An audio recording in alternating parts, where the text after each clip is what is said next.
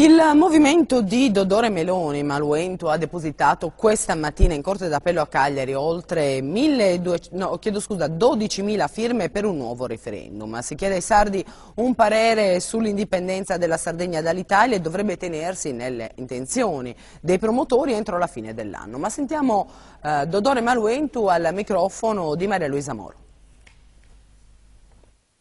Per la prima volta in migliaia e migliaia di anni i sardi possono esprimere se vogliono l'indipendenza o meno, siccome non ce l'hanno mai chiesta, ma ci hanno sempre bastonato, picchiato, schiavettizzato e depredato di tutto, per questa volta sarà la responsabilità di tutti quanti di decidere sul presente e sul futuro delle prossime generazioni e sulla nostra terra.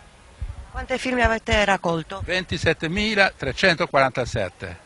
Ma continua ad arrivare perché mi sembra che ne è arrivato anche adesso, che è arrivato uno con le buste, che continuano ad arrivare buste da tutto il mondo, perché gli emigrati ce ne stanno mandando dappertutto. Presentate quante? I 12.999 per scaramanzia. Rovesciate vuol dire il numero del diavolo, ma noi lo sfidiamo il diavolo, no? Siamo qui per vincere.